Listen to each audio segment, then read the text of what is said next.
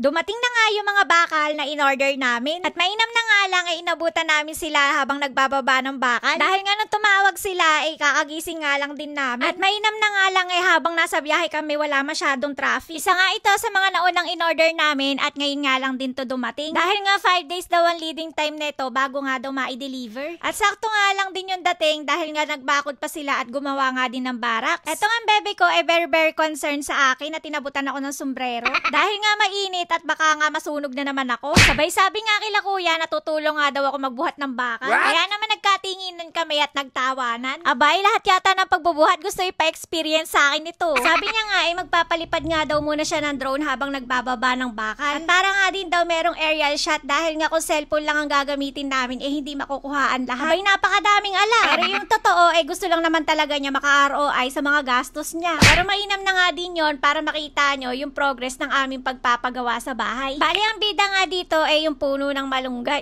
Ay hindi, nadaanan lang pala. Meron ba naman kasing kumukuha ng natatakpan yung bida? Kung makikita nyo nga ay napakaganda nga ng pagkakabakod nila. At pati nga yung lonang nabili ni Willie dyan ay yung medyo makapal. Mainam lang din naman dahil nga abutin daw ng 6 to 7 months yung gawaan ng bahay. Dahil nga 2-story to with attic. At siguro naman eh bago masira tong lona na to eh patapos na yung aming bahay. Habang pinagmamasdan ko nga ito eh talaga namang kinikilig ako. May mga oras pa nga dyan na napapatingin ako sa langit at sinasabi ko na lang eh thank you Lord. At worth it din talaga lahat ng pagtitipid namin. Dahil nga may mga time din na gusto din namin mag-travel. Yung tipong binubok na namin tapos bigla namin ika-cancel. Kaya kung nakikita nyo kaming gumagala every Christmas or kapag merong may birthday sa amin, nagtipid pa kami nung lagay na yun. Kaya naman pagkatapos na itong bahay na to eh sana ma-rewardan din namin yung mga sarili namin. At sana nga eh may matira pa din sa ipon namin. Mabalik nga tayo dito. Bale, ito na nga pala yung itsura ng kanilang barracks. Meron nga silang ginawang mahabang table dito sa labas at meron na nga ding bubong. Napakasarap nga tumambay dito habang nanonood sa kanila. At dito naman sa pinakaloob, sabi ko nga parang bahay na pala. Dito nga daw ilalagay yung mga materyales na aming bibili. Medyo malaki nga ito at madami ngang mailalagay. Lalo na nga yung mga materyales na hindi pwede mabasa katulad nga ng simento. At pwede nga din kami gumawa dito ng pang-apat na baby. Ay, walang ganon. Napansin ko nga yung mga phenolic board na may nakalagay na crocodile. Pag hindi nyo nga ho sila nakita, eh andito lang sila. Very